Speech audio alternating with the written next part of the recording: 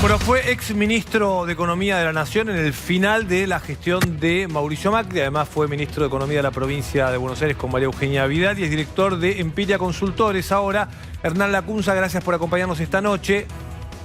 ¿Cómo está? Hola, ¿cómo están? Bueno, buenas noches. Muy interesados en tener la mirada y la opinión de este nuevo acuerdo firmado por la Argentina con los acreedores. ¿Qué visión tiene desde la política y desde la economía de esto que firmó Martín Guzmán? Me parece, Franco, que es un alivio, que es un riesgo menos que tiene la Argentina ahora arriba de la mesa. Por supuesto, es un punto de partida, ¿no? Un punto de llegada, es despejar el horizonte para poder desplegar a partir de acá, entiendo, una política fiscal, monetaria, financiera, que pueda dar más certidumbre y recuperar el crecimiento en el futuro. Era una condición necesaria, no suficiente. Ahora hay que dar varios pasos por delante. Ahora, pensando en el camino de la reconstrucción económica y también en todos los gastos que tiene que asumir el gobierno y el Estado para hacerle frente a algunos de los efectos de la pandemia, ¿cuáles son las luces de esperanza, aquellos faros donde se puede apoyar el gobierno justamente para reimpulsar la economía? Mira, nosotros mañana la economía no va a ser muy distinta a ayer. Vamos a seguir teniendo los mismos desafíos que hace varias décadas, estructurales, más los de la pandemia, y vamos a seguir con el estrés que teníamos en materia de actividad, desempleo, pobreza hasta el día de ayer. Lo que se ha hecho hoy es evitar un choque que hubiera agravado más la situación y que realmente habría insertado la economía en un caos de difícil pronóstico. Dicho esto, te diría que lo próximo es también brindar un camino, aportar mayores certezas que hasta ahora el gobierno no las ha podido dar. No digo que no las tenga, pero no existen como bien público en la sociedad. Que es, cómo va a ser para el camino de ida de la pandemia. Está claro que fue la cuarentena más los programas de alivio, el IFE y el ATP, o sea, a las empresas, al empleo y a los ingresos más vulnerables.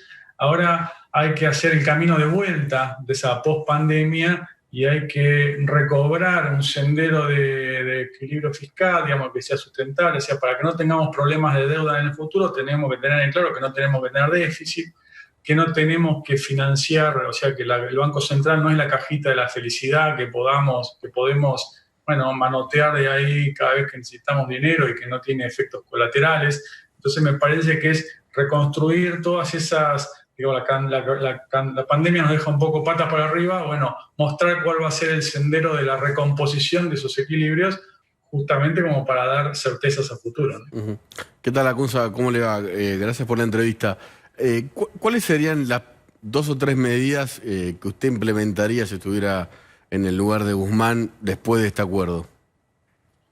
Lo primero me parece, primero confirmar este acuerdo, después extenderlo a la ley local, después iniciar la conversación con el Fondo Monetario, que fue un poco lo que el ministro tiene en su agenda.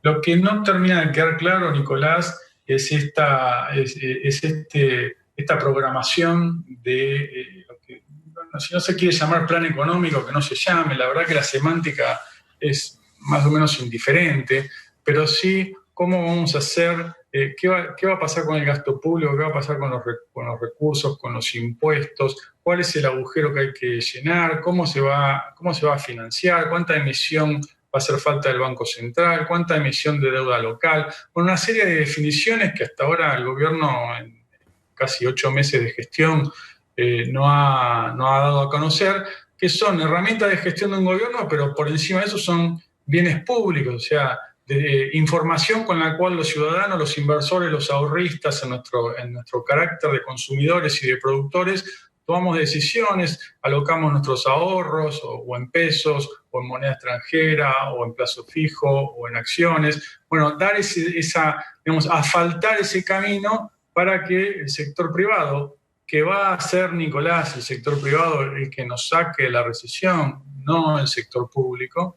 Y acá me parece que a veces el gobierno... Claro, el Estado hasta ahora está tentación. con un discurso contrario, ¿no? Diciendo va a haber más Estado. Bueno, mira, yo no tengo nada en contra de más o menos Estado. Lo que tiene que ser es un Estado que sea financiable. Nosotros tenemos hoy un Estado que es 43% del producto. O sea, de cada 100 pesos que producimos en la economía, 43 dependen del Estado, que es un nivel bastante alto. Pues digo, alto o bajo depende y eso se financia con impuestos, ¿sí? Ahora, tenemos un nivel de impuestos que es alto y aún así tenemos un déficit de 7 puntos del producto. Entonces, o sea, de cada 100 pesos tenemos 7 de déficit. Ahora, lo que hay que contestar ahí, Nicolás, me parece es, bueno, si queremos más Estado, porque queremos otro sistema de salud, todas las necesidades insatisfechas que tenemos, es cómo lo vamos a financiar, porque eso tiene 3 fuentes posibles, o más impuestos, o más emisión, o sea, inflación de dinero, o más deuda. Entonces, si no queremos ninguna de las 3 cosas, el más Estado termina siendo un eslogan. Lacunza. Y bueno. En este sentido, y me quiero parar en los 3 pilares que digo. Primero, más deuda implicaría por lo pronto conseguir a alguien que nos quiera dar crédito, cosa que es un horizonte hoy un poquito menos sombrío, pero bastante difícil para la Argentina.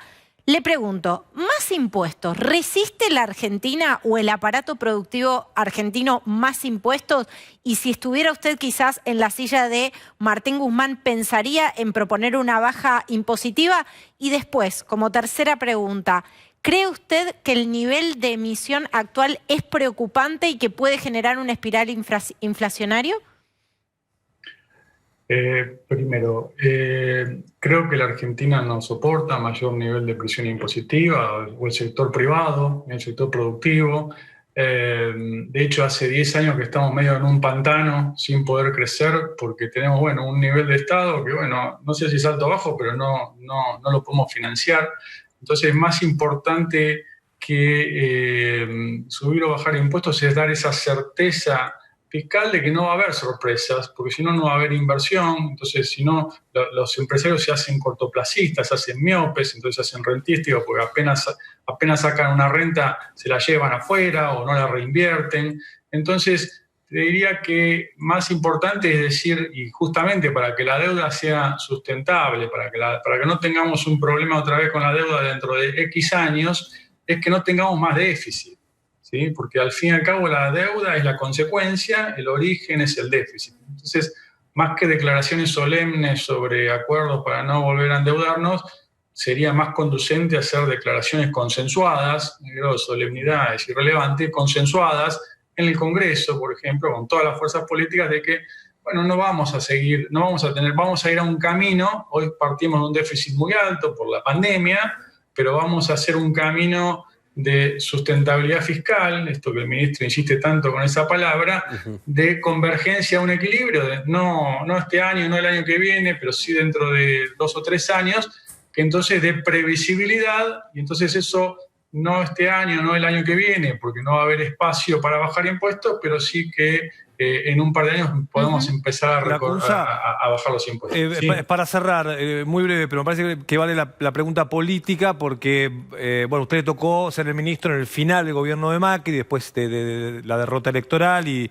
la última evaluación de Macri, pero la verdad es que mucha gente espera que haya como una autocrítica, ¿no?, del gobierno en cuanto a la economía, ¿no? Algunos dentro de Cambiemos lo están pidiendo. ¿Usted se incluiría en los que pide hacer una autocrítica económica del manejo económico o no?